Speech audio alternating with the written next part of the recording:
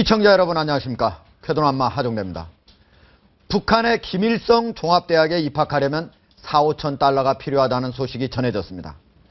뇌물 입학 제도를 암암리에 실행하고 있다는 북한.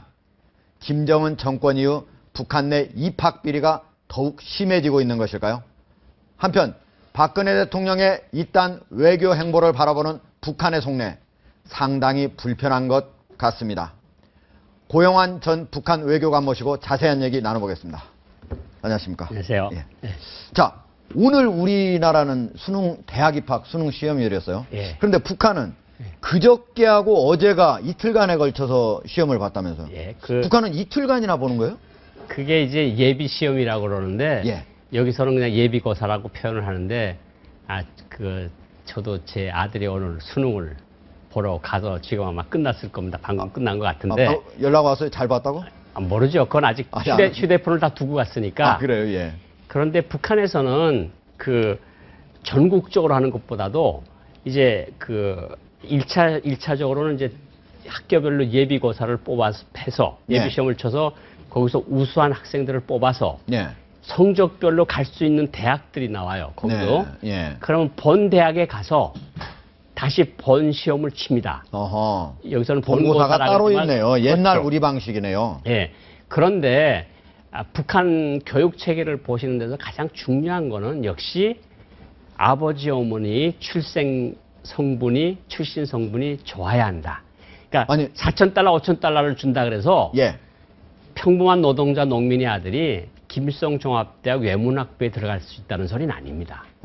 그러니까 일정한 수준의 높이에 있는 학생들, 일정한 수준의 기본 계층, 북한으로 말하면 혁명 지지 세력이라고 할 수 있는 계층 중에서 거기서 이제 비슷한 애들끼리 좋은 대학에 아무래도 쏠림 현상이 있거든요. 여기 아무래도 뭐 어떤 S대학이나 뭐 Y대학이나 이런 데 많이 쏠리지 않습니까?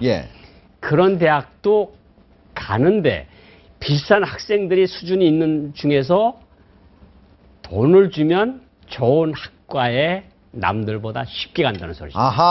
지금 그러니까 김일성 종합대에 들어갈 때 돈을 준다고 하는 거는 그냥 돈을 주면은 안 들어갈 수 있는, 성적이 안 되는 사람이 들어가는 게 아니고 어느 정도 성적은 된 상태에서 돈을 주면 더욱 좋은 학과에 배정이 될 수 있다. 그러니까 다시 한번 정리를 하면 기본적인 성분이 돼야 되고 성분이 기본적으로 혁명에 충실한 계층이 돼야 되고 거기서 일정한 학력 가진 학생들 속에서 그 돈의 액수에 따라서 아버지 지위가 얼마나 높은가에 따라서 좋은 대학에 간다. 그러니까 북한에서 지금 여기 나와서 지금 김일성 종합대학은 4, 5천 달러를 줘야 되고 평양외고대학하고 김일성 종합대학이 아무래도 북한에서 뭐 외교관이나 뭐 아니면 당일꾼이나 정부 간부들을 양성하는 대학이니까 저기는 4, 5천 달러. 그런데 저게 한 7년 전만 해도 한 3천 달러,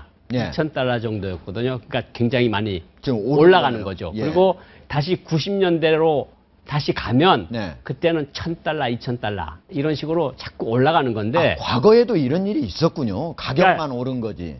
80년대부터 이것이 시작이 됐다고 보이는데 80년대는 뭐 예를 들어서 술 한 병에 담배 한 막대기를 갖다 주면 되던 것이 이제는 쭉 올라와서 4, 5천 달러면 북한 일반 주민들은 상상할 수 없는 액수거든요. 그런데 4, 5천 달러가 김일성 종합대학 전체 학과를 의미하는 건 아니고요. 예를 들어서 외문학부, 김정일이가 다녔다는 경제학부, 이런 말하자면 알짜 학부에 들어가기 위한 경쟁은 굉장히 치열하다. 그런데 예를 들어서 북한에서 뭐 이렇게 자연과학을 별로 중시를 안 하니까 예를 들면 지질학부 같은 데는 거기 들어가는 데는 한 1,000달러면 되는 거고 저렇게 상위 학부에 들어가기 위해서는 정말 치열한 경쟁을 거쳐서 들어가야 된다. 왜냐하면 일정하게 뭐 예를 들어서 김일성 종합대학 외문학부 영어과다. 그러면 한 10여 명이 들어가는데 거기 벌써 김정은의 측근들, 당 정군의 아주 고위 참모들이 몇 명을 벌써 타고 들어와요. 그건 김정은이 말씀이 있어서 들어오거나. 그 사람들도 성적은 돼야 되고 일단. 아닙니다. 성적 안 돼도. 그 사람 성적이 안 돼도 어느 정도 성적이 돼도 저 이번에 우리 아들이 졸업. 그럼 그 종합대학 외문학부 넣어, 평양외고대학에 넣어, 그러면 그건 예. 자연적으로 들어가는 거고. 합격한 거예요. 그냥 합격한 거고. 예. 그리고 나머지 자리를 가지고 네. 몇천 명이 싸워야 되니까 저 액수가 올라갈 수밖에 없거든요. 아하. 근데 저걸 어떻게 올라가는가 하면 예. 대학 교무처가 있죠. 예. 시험 보는 선생님이 있죠. 예. 그리고 그것을 관리하는 도인민위원회, 시인민위원회, 대학 지원처라는 게 있어요. 예.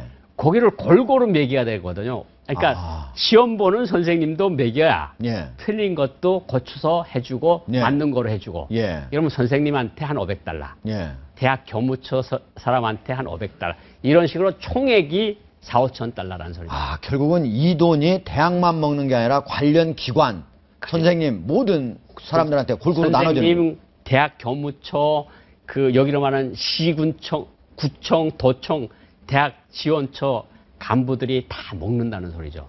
그러니까 대학 감사는 안 해요? 그런 게 어디 있습니까? 온 나라가 다 부패로 돌아가는 나라인데. 그렇습니까? 그러니까 여기서 보는 것처럼 김성종합대학이나 평양외고대학은 예. 말 그대로 간부들을 키워내는 대학이고. 예. 그러니까 저기는 웬만한 출신 성분이 아니면 저기 갈 수도 없어요, 사실은. 네. 그리고 웬만큼 간부직이 아니면 저런 데 갈 수가 쉽지 않고. 예. 여기 이제 장철구 상업대학 예, 같은 게. 처음 들어봤는데 장철구 상업대학은 뭐 하는 대학이에요? 평양상업대학을 장철구라는 이름을 따서 장철구 상업대학이라고 저는 불렀는데. 예. 저기서는 요리사, 봉사원. 예. 이런 사람들을 양성하는 대학이에요. 네. 그러니까 서민이나 중산층에서 제일 가서 외국에 나갈 수 있는 그런 대학이 장철구 대학이니까 예. 저기가 저렇게 높은 거예요. 상당히 높네요. 네, 300달러. 그러니까 농업대학은 300달러. 당정군 고위 간부들이 될 사람들은 저렇게 상업대학 같은 데 안 가고요. 예. 거기는 평양외고대학이나 김성종합대학이나 뭐 김성고급당학교 같은 대학을 가고. 네. 그 밑에 있는 그 중산층이나 그 밑에 층에서 이제 요리사가 되고 봉사원이 돼서 왜 베이징이나 네. 심양이나 대련 같은 데 가면 북한 외화도 봉사원들이 있고, 예. 봉사원들이 많잖아요. 예. 그 아가씨들이 이런 대학을 나온 아가씨들이 나와서 일을 하면 네. 외화를 일단 벌어가지고 갈 수 있으니까 그게 인기가 있는 거고. 네. 뭐 저 밑에 300달러라는 건 위에서 4,000달러라는 수준에 보는 것처럼 예. 뭐 북한에서는 제일 좀 밑에 있는 뭐 교원대학이나 농업대학 같은 그런 것들이 데는 싸다. 그렇죠. 뭐 농업 가서 농사 짓는 뭐 농장 기사로 가서 농업 기사로 일하는 대학을 나와도 그렇죠. 관리원이 아니라 기사인 경우도 있다. 농장 기사로 가서 일하는 거니까 예. 대학이 저 300달러, 500달러, 800달러 그러니까 10분의 1밖에 안 되는 거죠. 그러니까 대학이 자기 알아요. 우리 아버지가 어느 정도의 위치에 있다면 내가 갈 수 있는 대학이 어느 정도구나 하는 거예요. 이미 아들이 그걸 알고 있다. 자기 공부에 상관없이. 딸들이 거의 알고 있죠. 그러니까 내가 공부는 정말 잘하는데 아버지 엄마가 노동자 농민이다. 네. 그냥 보통 그냥 제일 바닥에서 하위직 공무원이다 그러면 저런 좋은 대학에 갈 생각을 아예 못하는 거죠. 네. 이런 게 보면은 네. 지방 같은 데도 조금씩 그러면 가격은 낮더라도 다 있는 겁니까? 아니면 그렇죠. 그냥 그런 데도 다 있다. 전국 뭐 사련농업대학을 이걸 지금 이야기를 하고 있는데 예. 원산농업대학 그 장성태가 일단 김병희 다녔던, 연애하다가 예. 쫓겨갔던 대학이 원산농업대학이거든요. 그러니까 지금은 경제대학이라고 바꿨는데 어쨌든 그런 대학들도 그 지역에서는 인기가 많은 거니까 네. 거기 들어가기 위해서는 돈을 고여야 대학에 들어갈 수가 있죠. 돈을 먹여야. 네. 그걸 북한에서는 고여야 그러면. 돈을 고인다. 그래서 예. 제가 고씨 아닙니까? 예. 그러면 예. 제 북한에서 부르던 이름이 고동무예요. 고동무. 예. 그러면 공항에서 들어올 때 고동무 같이 들어왔냐고 물어봐요. 예. 무슨 생각 가면 고이는 물건을 같이 들어왔냐 이걸 아하. 세관원이 예. 고동무 같이 들어왔습니까? 뭐 그렇게 그건 농담인데 유머인데 예, 예. 어쨌든 뭘 주지 않으면 세관에서 유물 가지고 들어왔느냐? 그렇죠. 뭘 예. 가지고 들어왔느냐? 알겠습니다. 고동무가 들어왔느냐 그러는 거죠. 참. 우리 나라에서는 사실은 이 기여 입학제 이런 것들이 논란이 됐다가 결국은 못한 거거든요. 그렇죠. 그런데 사실상의 기여 입학을 하는 셈이네요, 북한에서는. 기여를 대학을 위해서 국가를 위해서 하는 게 아니고 예. 선생님들과 관리들을 위해서 그래서 기부를 하는 거죠. 자기들 호주머니로 들어갈 돈을 위해서 하고 있다. 예. 알겠습니다. 자, 지금 화면에도 나오지만 예. 김정은의 이복 누나 김설송이 있는데 예. 최근에 김정은의 신임 비서실장으로 임명했다. 이런 보도가 있었어요. 이 보도 맞습니까? 이게 중국 쪽에서 이런 보도들이 많이 나오고 있는데 예. 제가 한 가지 설명을 할게요. 예. 그 김정일이가 만들어 놓은 혁명의 기본 가지 이론이라는 게 있어요. 예. 그러니까 김일성, 김정일, 김정은 이건 기본 가지입니다. 백두혈통. 혁명의 기본 가지. 아, 예. 백두혈통인데 다. 예, 예. 그런데 배달은 집에서 난 아이, 그 사촌 자기 동생들이죠. 배다른 동생들. 그렇죠. 이거는 뭡니까? 곁가지입니다. 예. 김일성도 부인이 여러 사람 있었고 김정일도 부인이 여러 사람 있었으니까 곁가지 많이 있죠. 곁가지들이 아직도 예. 있거든요. 곁가지는 잘라줘야 기본 가지가 잘 자란다. 아, 그렇죠. 실제로 나무도 그래요. 아, 나무도 그렇잖아요. 예. 김정일이가 거기에 빗대서 이야기를 했는데 김일성의 아들 지금 폴란드 대사로 나가 있는 사람도 곁가지거든요. 김평일? 김평일이. 예. 곁가지고 오스트리아 대사에 나가 있는 김일성의 딸의 남편 김광섭. 네. 그것도 곁가지고. 예. 고로 화면에 나오네요. 고로 김설성이도 김정은에게는 곁가지입니다. 그렇네요. 보면은 예. 첫 번째 부인이 성혜림이고 두 번째 부인이 김영숙이죠. 예. 그리고 세 번째 부인이 고영희인데 고영희의 아들이 바로 김정은이고 예. 김설송은 김영숙 두 번째 부인의 딸. 두 번째 부인이긴 한데 예. 김일성이 앞에서 정식으로 결혼한 여자는 저 김영숙입니다. 아, 유일하게 인정한 여자는 예. 그런데 불행하게도 예. 딸만 둘밖에 없어요. 아들이 아하. 낳았으면 또 다른 문제일 수가 있는데 그렇네요. 그렇죠? 예. 지금 김정남하고 김정은 사이가 굉장히 나쁘잖아요. 그렇죠. 이게 곁가지기 때문에 나쁜 거예요. 이복이니까. 이복 동생들은 네. 그 헝가리에서 김정은이 김정남을 2000년대에 죽이려고 암살단까지 파견했던. 아, 그래요. 그러니까 저거는 첩벌해야 할 자기하고는 아무 상관이 없는 사람이고 네. 김설성이 역시 마찬가지거든요. 예. 그런데다가 아버지가 살아있을 때는 야 사이좋게 지내. 네. 이랬지만 이제 아버지가 갔잖아요. 이미 세상을 세상을 떴잖아요. 떠났으니까. 그러니까 김설성이를 봐줄 아등의 이유도 없는 거예요. 그런데 비록 여자지만 김정남이는 남자고 그래서 갈등이 더 심했는지 모르겠지만 여자라도 마찬가지 갈등이 있다 이거죠. 그렇죠. 예. 이거는 자기하고는 전혀 상관없는 곁가지에 불과한데 네. 이 곁가지를 자기의 모든 업무를 챙기는 비서실장으로 임명했다. 이거는 네. 그대로 픽션입니다. 소설이고. 말 그대로 말이 안 된다. 혁명의 기본 가지론하고 예. 전혀 맞지가 않습니다. 실제로 북한에서 김설송의 위치는 지금 어느 정도? 김설성이가 예. 뭘 하는지 일반 사람들은 하나도 모르고요. 네. 이전에 2000년대 초반에 김설성이가 김정일이 살아있을 때 가지고 있던 직위가 네. 조선 휘겨 연맹 서기장. 휘겨라고 있죠. 김연아가 하던 걸 휘겨라 스케이팅. 피겨 예. 스케이팅. 예. 거기 서기장 증명서를 가지고 다녔는데 예. 그 정도로 권력 중심에서 멀어져 떨어져 있다. 있다. 우리도 예. 쇼트트랙 무슨 서기장 같은 사람이 한국에서 큰 권력을 가지고 있다고 말할 수 없는 거 아니겠습니까? 예. 그러니까 저거는 김일성 종합대학 정치경제학부를 나온 거는 맞는데 예. 그 밑으로 나오는 경호, IT 담당, 당정안의 조직지도부 부부장, 김정은 신임 서기실장 이거는 다 사실 아닙니까? 제가 보건 데는 그냥 거의 95% 이상은 소설입니다. 알겠습니다. 만약에 진짜 조직지도부 부부장이었으면 이거 엄청 센 자리잖아요.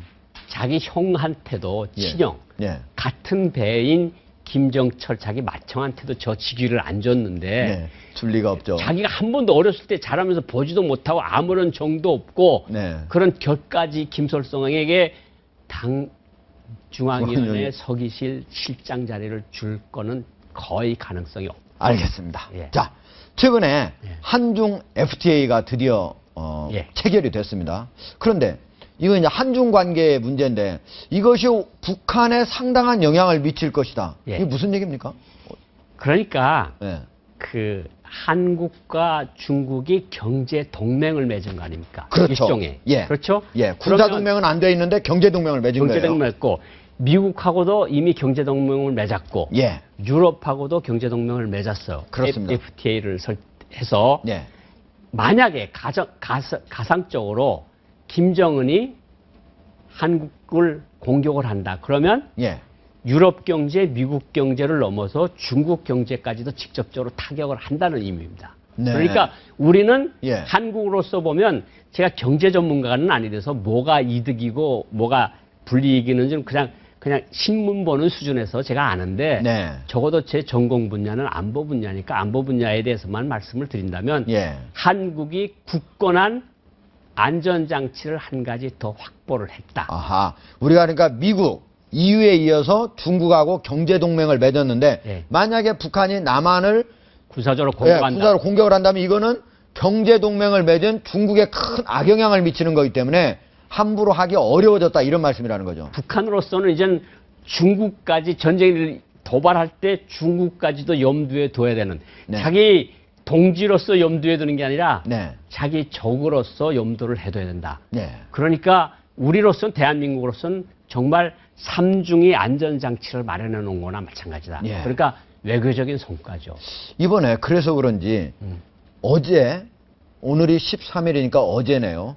중국과 미국의 정상이 만나가지고 가장 첫 번째로 합의한 게 북한의 완전한 비핵화를 합의를 네. 하고 그거를 공동성명으로 발표를 했어요. 북한한테 상당히 타격이 있는 얘기 아닌가요? 그러니까 예. 북한이 지금 제일 우려하고 있는 게 네. 세계 초대 강국 둘이서 미중이 예. 서로 북한의 완전한 비핵화를 합의하고 아예 선언을 해버린 거 아닙니까? 예. 그리고 박근혜 대통령은 10일 날 시진핑 주석하고 만나고 그리고 그렇죠. 11일 날은 오바마 대통령하고 박근혜 대통령이 만나고 네. 12일 날은 미국과 중국이 정상회담을 회담을 해서 한반도의 완전한 비핵화를 확인했다. 그러면 북한 김정은이나 북한 지도부로서 보기는 한국이 미중 세계에서 제일 힘센 사람 2명하고 네. 그걸 정말 양쪽에 거느리고 자기네하고 맞서고 있는 이런 형국으로밖에 볼 수가 없는 거거든요. 그렇죠. 그러니까 북한으로서 보면 이것보다 가슴 아픈 일은 없다. 예. 그럴 수밖에 없네요. 네. 자, 북한 주민들한테 최근이 가장 어려운 기간이다. 그러면서 추수거지, 이건 저도 많이 들어봤습니다. 그런데 추수거지하고 또 하나 뭐 국토동원 사업? 네. 뭡니까? 이게 제가 국토관리 사업. 예, 이 두 가지를 국토관리 한다고. 사업. 예. 11월 달이 예. 북한에서는 총동원입니다. 그러니까 11월 달이. 전민이 총동원돼서 예. 지금 이제 추수거지를 하고 가을거지를 북한에서 예. 가을거지라고 가을거지라고 하는데 예. 저희들 대학 다닐 때도 가을에 나가서 한 달 동안 공부를 안 하고 저 별을 뵀어요. 아하. 근데 지금은 그 기간은 물론 줄어들었습니다. 2000년 이후에 혹시 중고생도 이렇게 별을 뵙니까? 예를 들어서 대학생분들? 그렇습니다. 예. 서리가 내일 모레 당장 어느 도에 서리가 내릴 거다. 그러면 예. 초등학생부터 전체 주민이 다 동원돼서 네. 저 가을거지를 하고 아하. 감자를 캐고 옥수를 베고 해야 되는 거죠. 왜냐하면 예. 농사를 망치는 거니까. 그렇네요. 예. 그런데 좀 달라진 2000년도에 들어와서 2010년도에 들어와서 조금 달라진 거는 이전처럼 대학생들을 한 달 내내 나가서 가을거지를 하게 하는 게 아니고 예. 그래도 한 10일, 일주일 동안은 하되 예. 만약에 추위가 빨리 온다 그러면 전민, 전군, 전체 군대, 보안원, 대학생, 중학생, 초등학생까지 몽땅 나가서 일을 하는데 예. 저희들 같은 경우는 그래요. 바람이 세게 분다 그래서 대학에서 몽땅 비상소집을 걸어서 트럭을 타고 나가서 3일 동안 내내 사과를 땄어요.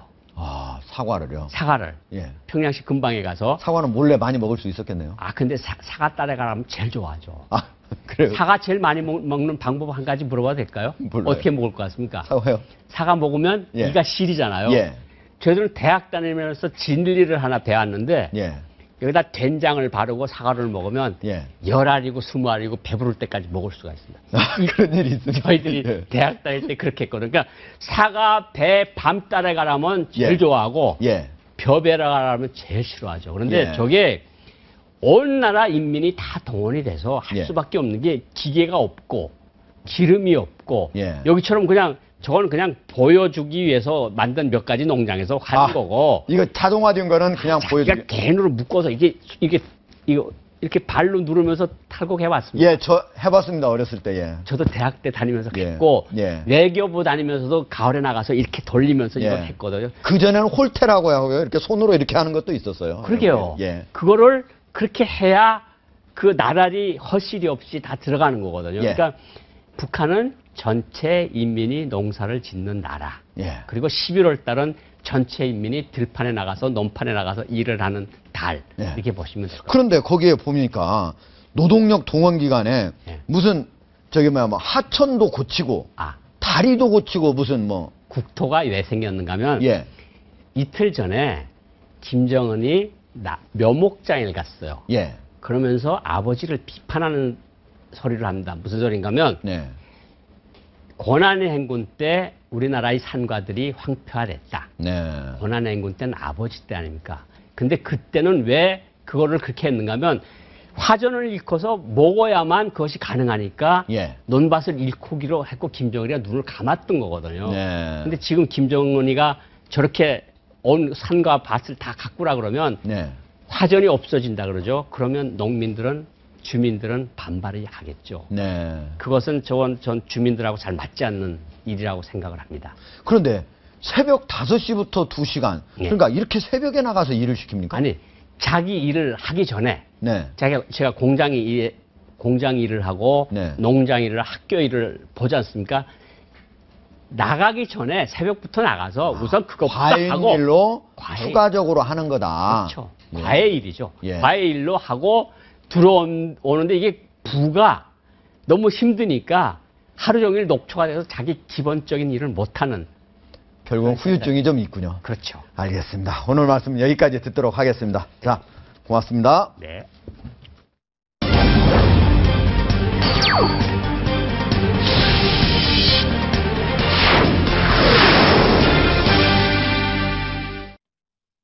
성추행 혐의로 비소된 전직 검찰총장. 그의 해명을 들어보니 밤에 찾아간 곳은 맞지만 신체 접촉은 없었다. 1년이나 지나서 왜 이제 와서 그러냐.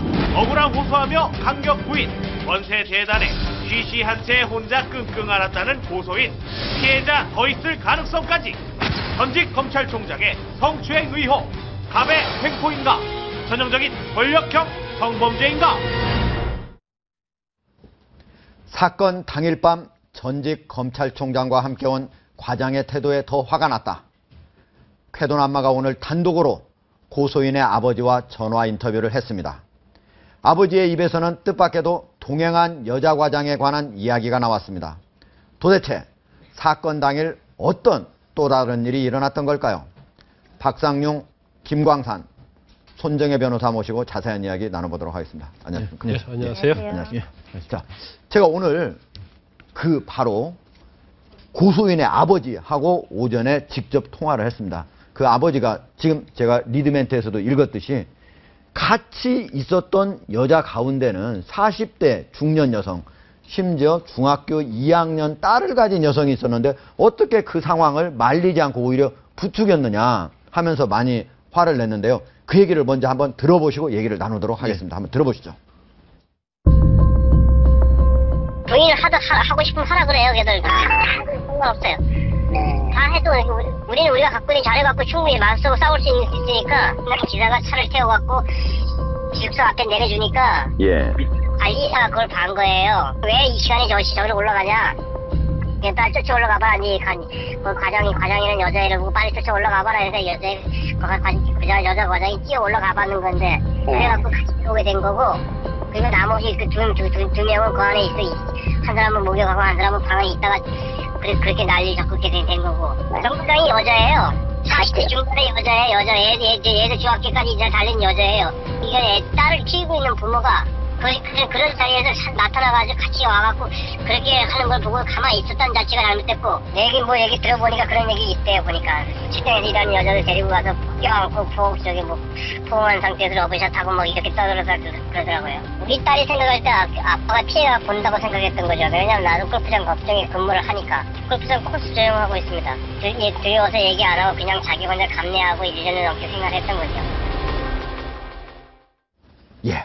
이 피해자 아버지 목소리가 약간 변조되기는 했지만은 상당히 화난 그런 목소리인데, 자, 저희가 그 전까지는 어제까지만 하더라도 여직원이 3명이고 그 다음에 과장은 남자인 줄 알았어요. 이름도 남자 이름이었기 때문에. 그런데 오늘 얘기를 들어보니까 그게 아니고 바로 그 과장은 40대 여성이다 이렇게 되어 있습니다.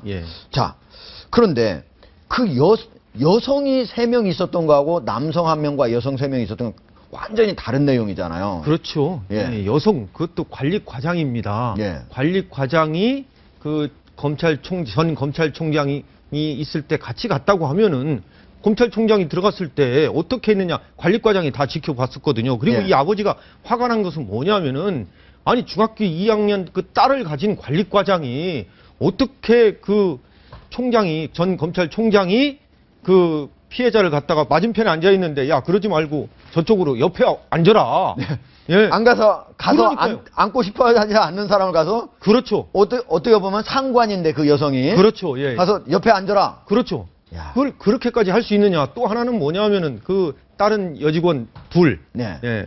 그 샤워장에 간 직원은 지금 고소인이고 예. 여직원 둘도 막 그 이제 피의자라고 하겠습니다. 제가 예. 그 전직 검찰총장이 뭐 껴안고 했는데도 가만히 있었다. 예. 이게 이 아버지는 상당히 화가 났다 이거. 너무 화가 나는 일이죠. 그렇습니다. 저라도 제가 화가 났을 겁니다. 그래서 이 아버지가 그 관리과장의 그 목격, 이거를 직원의 그 진술을 확실하게 녹취를 해놓은 것 같아요. 그래서 이 사건의 핵심은 네. 이 빨리 여자 관리과장을 소환을 해가지고 정말 그때 어떻게 했느냐, 이거를 규명하는 것이 중요하다고 생각합니다. 예. 그런데 손정혜 변호사, 같은 여성인데 왜 그거를 말리지 않고 부추겼을까요? 좀 이해가 좀 안 되는 대목이에요. 일단은 뭐 사실관계가 좀 드러나야 되고 확인이 돼야 되겠지만 제가 네. 생각했을 때는 부추겼다라는 건 어떻게 보면 일방적으로 또 들릴 수 있는 부분이 있어서 예.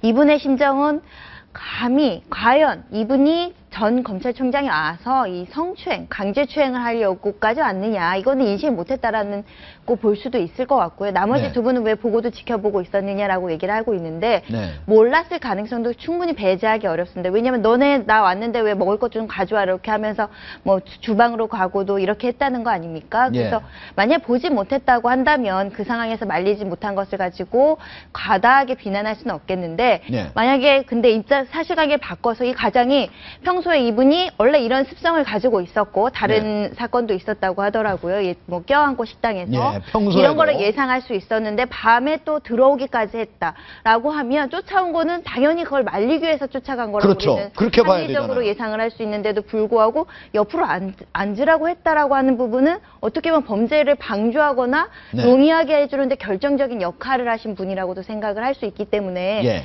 시각에 따라서는 이분도 어떻게 보면 범죄 피의자로서 수사를 받아야 성추행의 방조범. 예, 맞습니다. 그러면 그 형사 입건될 수도 있는 거네요. 그거는 이제 좀 더 구체적인 증거가 있어야 되긴 하겠지만, 네. 그걸 넘어섰느냐 안 넘었느냐는 경찰이 조사를 할 겁니다. 다만, 그 상황에서 알고도 용인하고 예상을 할 수 있는 가능성이 있다고 한다면 이분은 도덕적, 사회적 비난 가능성이 충분한 분이라고 일단 도덕적, 사회적 비난은 크게 되는 거고, 근데 한편은, 형사 입건은 좀 더 두고 봐야 된다. 예, 한편은 이렇게 생각해 볼 수도 있습니다. 이분도 이게 직장이에요. 네. 생계가 걸려있는 부분이고 회장이라면서요. 그 부장의 오너인데 그분 입장에서도 감히 내가 또 어떤 나의 생명줄, 목숨줄을 갖고 있는 사람의 어떤 의사에 반해서 이분한테 반항한다거나 싫은 소리 하거나 이것도 사실은 계급사회 아닙니까? 조직사회에서 조금 어려운 점은 있을 수 있다. 이런 그러니까 내심으로는 같은 여성으로서 말리고 싶었을지 몰라도 자기의 직위 때문에 설마 그러진 않겠지 이런 생각도 하지 않았겠습니까? 알겠습니다. 자, 김광삼 변호사. 예. 자, 이 정모 과장의 태도만 문제가 되는 게 아니고 그 다음날 피해자가 그 프런트 여직원이 관리이사가 사실은 정모 과장한테 지금 회장이 여자 기숙사에 가니까 한번 따라가 봐라 해서 정모 과장이 간 거거든요. 근데 가서 그 다음날 가서 야 이런 일 있었다 하고 항의를 하니까 오히려 네가 좀 참고 그냥 넘어가라 이렇게 얘기했다는데 이 관리이사의 태도도 좀 문제 아닙니까? 일단 뭐 관리사 입장에서는 그게 굉장히 어려웠을 거예요. 왜냐하면 관리사가 마찬가지죠. 뭐냐면 실질적으로 이 골프장에 대해서 실제로 권한을 주고 있는 뭐 회장이 어떤 비리나 아니면 어떤 뭐 성추행에 관련돼 있는데 본인 입장에서 그걸 가지고 가서 신고해라 뭐 그런 얘기를 할 수는 없잖아요. 별일 아니라고 얘기를 하면 어떤 방법이든지 무마하려고 했을 거고요. 그다음에 이제 그런 생각이 들어요. 이제 관리권이 따라 들어갔다고 그러는데 약간 이런 의문점도 있어요. 어떤 의문점이 있냐면 관리과정에 따라 들어갔고 그 방 안에 또 다른 동료 여직원이 있었지 않습니까? 그렇다고 한다면 만약 그 기숙사 방에 그 여직원 혼자 있었다면 모르겠어요. 그렇지만 다른 여직원이 있고 관리과정까지 따라 들어왔는데 과연 그런 상태에서 추행의 고의를 가지고 이런 일을 할 수 있을 거라는 생각이 들고요. 만약에 했다고 피해자 말이 다 맞다고 한다면 저는 이건 개인적 생각입니다. 그 상당히 좀 어떤 기관의 장이랄지 좀 어떤 이 연배가 좀 있으신 분들은 그런 생각을 좀 하는 것 같아요. 뭐냐면 실질적으로 그 어떤 강압적인 것이 아니면 죄가 되지 않는다는 그런 인식의 차이가 있을 수 있다고 생각해요. 어떻게 보면 이제 검찰총장 해도 좀 2000년대 검찰총장 하셨잖아요. 그래서 폭행이나 어떤 협박이 실질적으로 지금 형법에 보면 폭행이나 협박을 가해서 간음을 하거나 강제 추행을 하는 경우에 죄가 되어 있거든요. 그런데 지금 현재는 그렇지 않거든요. 지금 법적인 면에 있어서는 의사에 반해서 어떤 성적인 자기결정권을 침해한다랄지 아니면 어떤 성적 수치심을 일으키게 하면 어떤 행위든지 다 강제추행이 되는 거예요. 그렇지만 이분 입장에서 만약 그렇게 모여있는데 그런 행위를 했다고 한다면 이 정도는 아마 법적으로 문제가 되지 않을 것이라는 생각을 했을 가능성이 크다는 거죠. 저는 이 부분, 지금 김광삼 변호사 생각 어떻게 생각하십니까? 저는 그러니까 강제추행, 폭행이나 아니면 협박 아니고 다른 거는 그 강제추행 아니라 이런 생각을 많이 했을 수 있다. 어떻게 보십니까? 이 추행이라는 것은 이 항상 전직 검찰총장 그다음에 박희태 의장님도 마찬가지로 자기 입장에서 생각합니다. 내가 했을 때 손녀 나는 뭐 귀여워서 했다 이거거든요. 당하는 사람 입장, 성적 수치심을 느끼는 여자 입장을 생각을 안 한다는 겁니다.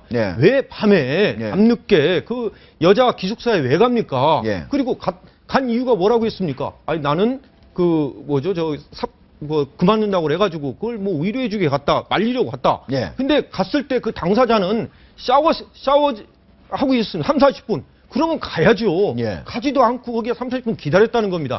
기다리는 과정에 또 뭐 했습니까? 그 여직원 있는 앞에서 여직원한테 뽀뽀를, 물론 이건 그쪽의 주장이지만 뽀뽀를 하려고 했다고 해요.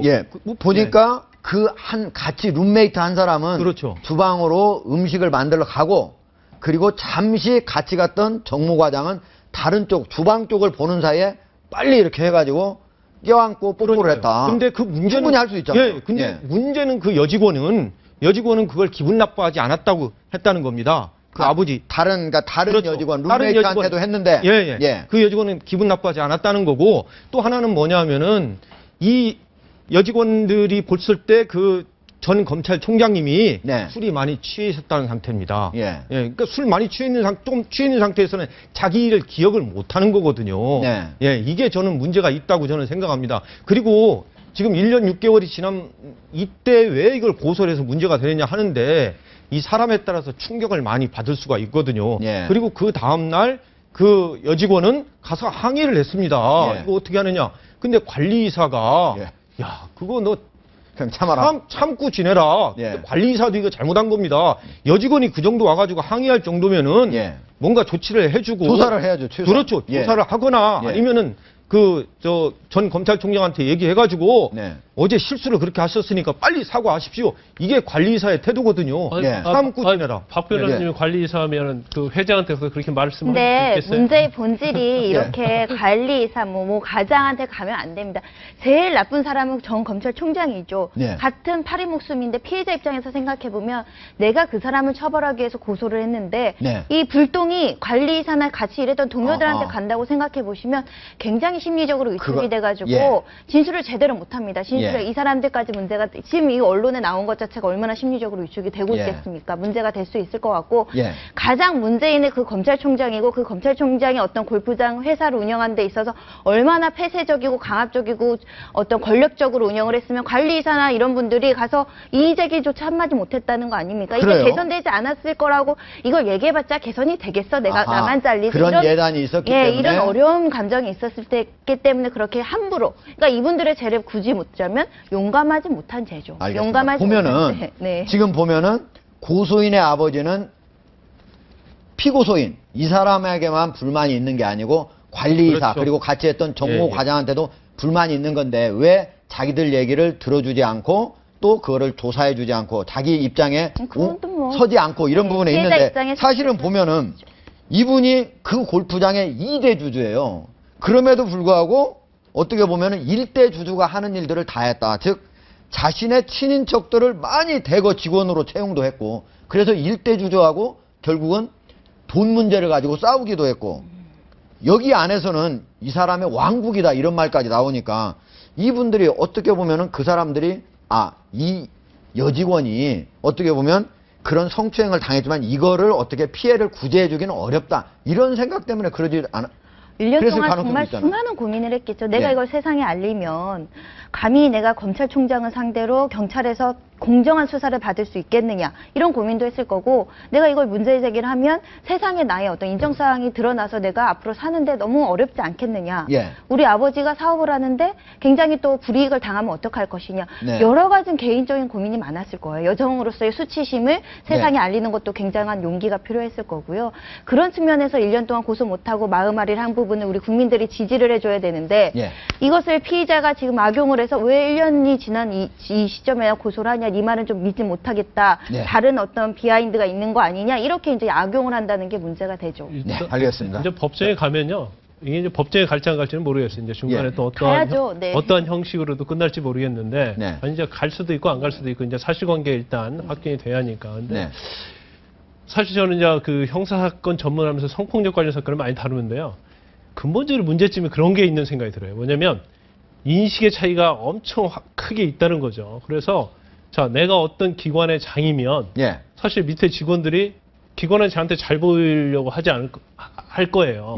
그래서 뭐 아부도 할 수 있는 거고 또 예를 들어 넥타이를 찾는데 넥타이가 멋있고 오늘따라 얼굴이 핸섬합니다. 근데 그건 정말 밑에 있는 직원이 상사에 대한 그냥 하는 얘기거든요. 근데 남자는 자기가 굉장히 드라마 속의 주인공처럼 생각할 수 있다는 거죠. 그래서 전혀 어떤 남녀로서 그런 표현이 아닌데 그렇게 받아들이는 경우가 많이 있다고 생각을 해요. 그래서 이때 찾아갔을 때도 나는 검찰총장이고 나는 돈도 많고 뭐 그런데 뭐 내가 어떻게 하면 뭐 거부할 수 있겠느냐 또 어떤 문제가 생길 수 있을까 그거에 대해서 전혀 생각하지 않고 아무런 문제가 없고 또 그 정도를 할 수 있다고 그런 인식이 잘못된 경우가 많이 있을 수 있다는 거죠. 그래서 그러한 경우로 굉장히 사건이 발생하는 경우가 많습니다. 알겠습니다. 이게 이제 경기지방경찰 우리가 지금 고소인하고 피고소인 사이가 완전히 의견이 서로 다른데 이 과정에서 우리 채널A가 어젯밤에 직접 이 고소인의 룸메이트의 얘기를 직접 단독 인터뷰한 게 있습니다. 한번 함께 들어보시고 얘기를 나누도록 하겠습니다. 누구세요? 했더니 선생님 목소리신 거예요. 그래서 일단 옷을 혼자서 갈아입고 선생님이 교통을 들어오실지까지 할 줄 몰랐는데 들어오시는 거예요. 들어오셔가지고 이렇게 그때 같이 오신 거예요. 그래서 거실에 딱 오시더라고요. 술 좀 많이 드셨나 봐요. 거꾸로 그분 전에 뭐 장난식으로 장난식으로 그런 건지 아니면 진짜 생각같이 그렇게 하시는 건지 모르겠는데 그런 말씀도 하셨고 진짜 뭐 나는 너네들 생각처럼 생각한다고 한 두세 번 그렇게 매번 식으로 그렇게 했을 거야. 한 40분, 40분 있다가 가시는 거예요. 언니가 그때도 나는 기분 나빴어요. 엄청 기분 나빠하고 그랬는데 총장님 금방 가셨잖아요. 나 안 가시는 거예요. 그래서 이제 언제가 뭐냐 막 이런 식으로 소대에서 씻고 있어가지고 이렇게 왔어요. 금방 가실 줄 알았어요. 저는 와가지고 그냥 몇 마디 하시고 가실 줄 알았는데 사장님이랑 같이 하고 안 가시더라고요. 네, 지금 저 내용은 경찰에도 이미 녹취가 돼서 제출이 된 내용이에요. 지금 두 사람의 의견이 고소인과 피고소인의 의견이 완전히 서로 엇갈리고 있는 가운데 보면은 저 내용을 보면 고소인의 그 룸메이트는 고소인의 내용에 거의 그대로 동조하고 있는 내용이에요. 그렇죠? 그렇습니다. 그래서 그 아버지가 이 고소장 제출하기 전에 녹취를 한 겁니다. 증거를 확보하기 위해서. 근데 이제 과연 경찰에서 이게 이제 성폭력 사건으로 봐가지고 경기지방경찰청 2청 성폭력 수사대에서 지금 수사를 하고 있거든요. 문제는 이 같이 그때 있었던 그 여직원 2명하고 그 다음에 이제 관리과장, 여자 과장을 소환해서 조사를 해야 되는데 지금 제가 알기에는 행방이 묘연하다고 하더라고요. 또 이 여자 관리과장은 외국에 가 있다고 하고 지금 라오스에 가 있다고 그러죠. 그러면은 이게 어떻게 이제 수사를 해야 되느냐. 이게 이제 경찰이 이제 문제고 또 하나는 혹시 뭐냐면 일부러 보내지 않았을까요? 저는 그 전 검찰총장님의 양심을 믿고 싶습니다. 그렇게 하지 않을 거라고 생각하고 어떻게 믿어요? 아니 그래도 왜냐하면은 본인이 그것까지 한다면은 저는 뭐 문제가 많다고 생각하고 또 하나는 뭐냐면은 이게 과연 이제 경찰에서 이제 전 검찰총장이기 때문에 예전에 이제 박기태 전 국회의장님 아닙니까? 법무부 장관이 하셨기 때문에 똑같이 만약에 소환할 때 예. 비밀리에 할 것이냐? 저는 그렇지 않다고 생각합니다. 공개리에 소환할 거다. 공개리 할 거라고 생각. 그리고 예. 이 전직 검찰총장 제가 직접 통화를 어저께 했었는데요. 예. 당당하게 걸어나갈 그렇죠. 거다. 그렇게 얘기를 했습니다. 그리고 당당하게 하셔야 됩니다. 예. 예. 예. 저는 좀 예단하기는 어렵지만 사건 제가 판사도 아니고 검사도 아니기 예. 때문에 근데 주어진 사실관계만으로도 성범죄에서 충분히 유죄가 나올 수 있는 근거들이 다 제시가 되고 있습니다. 이 동료 인터뷰하신 룸메이트 얘기를 분은 들어보면 아주 핵심적인 증인이 될 텐데 증인이 지금 고소인의 진술에 부합하는 증언을 했고 이 증언이 뭐 어떤 이유를 바뀌지 않는다고 전제를 한다면 증거가 있고요. 피해자가 어떤 허위 진술을 하거나 허위 고소를 할 만한 동기도 뚜렷하게 보이지 않아요. 예. 그리고 지금 객관적 사실 중에 피의자가 인정하는 사실이 있잖아요. 그 밤늦은 시간에 기숙사를 간 점, 네. 그죠? 5만 원을 준 점, 예. 이런 것들은 또 인정을 하고 있고 또 네. 정황상 제가 어떤 기사에서 봤더니 과거에도 어떤 식당에서 직원의 어떤 허리를 붙들거나 이런 또 그 추행을 한 사실이 목격이 된 증언들이 예. 또 나오고 있으면 예. 이런 것들이 다 뒷받침돼서 유죄 판결이 날 가능성은 굉장히 매우 높은 사건인데 예. 손 변호사 여기에서 지금 룸메이트는 고소인 편을 들었는데 네. 정무과장의 또 진술도 거기에 직접 목격자니까 네. 만약에 이 사람이 어떻게 고소인 편을 들어준다면 제가 보기엔 아주 쉽게 될 것 같은데 거꾸로 피고소인을 편을 든다면 어떻게 될 것 같습니까? 만약에 피고소인 표현을 들어서 당시에 뽀뽀한 사실이 없다. 네. 강제 추행한 사실이 없다. 이렇게 네. 얘기할 수도 있는데 네. 그럼 그 진술이 진짜인지를 이제 수사기관에서 면밀하게 검토를 해야겠죠. 네. 어떤 권력한 관계에서 어떤 좀 더 가진 자의 편에서 거의 허위 증언을 쓰는 건 아닌가. 이런 충분한 의심을 가지고 수사를 해야 되겠습니다. 예. 제가 사실은 지금 화면에 나오지 않은 여러 가지 내용이 고소인 아버지하고 통화 과정에서 나왔습니다. 거기에서 보면은 다른 이분이 그냥 이 자기 딸만 성추행한 게 아니고 여러 곳에서 많은 사람들의 그런 얘기가 있어서 불만이 많았다. 그래서 심지어 노조를 만들려고 했었다. 얼마나 여직원들이 그 불만이 많았으면 노조를 만들어서 대항을 하려고 했겠습니까? 그리고 바로 이분이 그 뭐 러브샷 이런 것도 아주 좋아했다 그래요. 강제로 하는 러브샷. 예. 그런데 다만 이제 더 이상 지금 언론에 어젯밤에 딸이 여러 언론에 나오니까 딸이 전화를 해가지고 아빠 더 이상 언론에 얘기를 하지 마라. 내가 너무 괴롭다. 이제는 좀 얘기를 안 했으면 좋겠다. 그리고 경찰에서 그냥 나오라고 하면 그때 나와서 조사받고 이렇게 했으면 좋겠다. 이런 얘기를 했다는 거예요. 그러니까 지금 이런 얘기가 다시 나오는 것조차도 상당히 지금 심적 부담. 예, 고소인 입장에서는 진짜 마음이 아픈 거예요. 자, 지금 김광산 변호사. 예. 지금 이제 정 과장까지 했고 정 과장은 이제 곧 나와야 되는 상황이고, 그죠? 네. 예. 그런데 지금 다른 여러 사람들의 성추행한 의혹들이 많이 있다고 지금 얘기 나오는 걸로 봐서 다른 골프장의 여러 다른 여직원들도 불러서 경찰이 조사해야 되는 거 아닙니까? 그런 사건에는 고소가 있다랄지 그런 게 예. 아니라서 그렇지는 않을 거예요. 그렇지만 이제 이 사건에 있어서 어떤 피고소인 전 검찰총장의 어떤 지금 실제로 보면 피해자 진술 신빙성과 예. 이 전 검찰총장의 진술 신빙성에 관한 싸움이거든요. 네. 그런데 만약에 이전에도 그런 행위를 많이 했다고 한다면 실제로 그러한 경향이 가지고 있는 피고소인이 될 수 있는 거거든요. 그래서 이게 그러면은 실질적으로 직접 고소를 추가로 하면은 조사가 되겠네요. 그럼 당연히 되겠죠. 예. 그런데 만약 고소를 안 한다 하면은 그냥 넘어갈 수 있다. 그래 넘어갈 수도 있고요. 그렇지 않으면 이제 좀 더 추적을 해서 네. 왜냐하면 진술의 신빙성이라는 다툼이니까 피고소인이 그전에도 이런 행위가 있다고 한다면 그러한 경향을 가지고 있다는 걸 보여줄 수 있기 때문에 예. 경찰에서 만약 적극적으로 수사하면 그 부분도 수사할 수 있고요.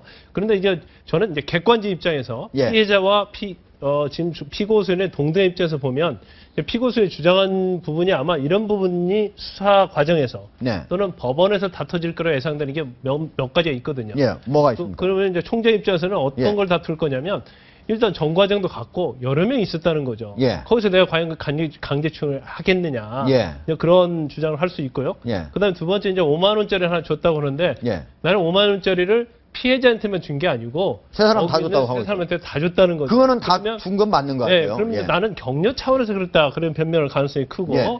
그다음에 이제 그런데 뭐 격려 차원하고 상관없이 강제로 껴안고 뽀뽀하면 그 자체로 성추행 되는 거 아닙니까? 그렇죠. 그러니까 그런 상황이 다 인정돼도 뭐 그 상황에서 했다고 하면 그건 성추행이 되는 거죠. 근데 예. 제가 이제 얘기하는 것은 피고 소인이 주장할 수 있는 부분을 얘기하는 거죠. 그리고 예. 또 지금 계속 그 성폭력 사건도 주장하는 게 고소기간에 굉장히 고소기간에 대해서 많이 집착하는 경향이 있습니다. 예. 왜 그때 고소하지 않고 이제 와서 했느냐? 예. 그러면 사실 그동안 굉장히 많은 고민을 했고 또 상사로 모시고 있는 입장에서 고소하기 힘들잖아요. 네. 그런 것들이 또 문제가 될 수 있습니다. 그래서 이러한 것들이 아마 수사기관에서 조사를 하게 될 거고요. 예. 또 이게 만약에 기소가 돼서 법원에 가면 이 전 검찰총장도 그런 부분에 대해서 굉장히 치열하게 법정 싸움이 될 가능성이 크죠. 알겠습니다. 피해자 입장에서 좀 변론을 예. 하면 여러 명이 있는 상황에서 내가 그렇게 하는 게 이례적이다고 얘기하잖아요. 예. 저는 반대로 그렇게 여러 명이 있는 데서도 대범하게 그렇게 범행을 저질렀던 것은 네. 과거에도 비슷한 범죄를 여러 차례 한 전력이 있고 굉장히 아하. 치밀하고 계획적으로 의도적으로 한 부분이 있어서 즉흥적이 아니었다는 거죠. 하기 위해서 한 사람은 또 주방으로 보낸다든가 여기에 이제 범죄 비난 가능성이 훨씬 높아질 거다. 이런 부분으로 피고인이 네. 법정에서 무죄를 다툰다면 네. 그리고 두 번째 5만 원을 줬다. 이런 부분들은 어떤 그 피의자라고 보이는 그분의 어떤 인격이 보이는 거예요. 네. 이런 직원들, 립세션에서 이런 우리 골프장 직원들을 좀 하대해서 내 네. 5만 원 정도 주면은 입 다물겠지. 아니면 어디서 뭐 하대 지급하는 것처럼 그렇게 조금 사람의 어떤 인격을 좀 하대하는 어떤 그런 인격적인 모습이 보이기 때문에 그 부분이 어떤 법정에서 자기한테 유리하게 작용할 거라고 생각되지 않습니다. 알겠습니다. 자, 이 전직 검찰총장님, 저하고 어제도 통화를 했는데요. 지금 다른 사람의 피해자도 더 있다는 얘기도 나오고 또 그리고 관련자가 라오스로 갔다는 얘기도 나옵니다. 어제 정정당당하게 경찰에 나가서 얘기를 하겠다 한 것처럼 이제는 직접 밖에 나와서 정정당당하게 해명을 하고 사실이 아니면 사실이 아니다. 사실이면은 사과를 하고 해야 될 때가 된 것 같습니다. 저는 1분 뒤에 다시 돌아오도록 하겠습니다. 2015학년도 대학 수학능력 시험날인 오늘 최고령의 수능 응시생은 올해 81의 할머니였습니다. 60년 가까이 봉제 일을 해온 이 할머니는 의상학과에 진학해 어려운 사람을 돕는 게 꿈이라고 말했습니다. 나이를 잊은 할머니의 열정, 우리에게 많은 걸 느끼게 해주는데요. 아무쪼록 오늘 시험을 치른 수험생들 모두 수고 많으셨습니다. 캐도남마 오늘은 여기까지입니다. 자, 손정혜 변호사. 네. 마지막. 누구나 실수는 할 수 있겠지만 그 실수를 인정하지 않고 거짓으로 변명을 한다면 앞으로 국민들한테 더 뜨거운 어떤 아주 강한 사회적 비난이 예상이 되고요. 네. 혹시 이분을 통해서 과거에 피해를 입었던 어떤 여성 직원들이 있다면 용기를 내서 추가 고소장을 접수하시면 제가 도와드리겠습니다. 알겠습니다. 추가적으로 만약에 피해가 있는 분들은 우리 손정혜 변호사를 통해서 추가적으로 고소장을 접수해 주시기 바랍니다.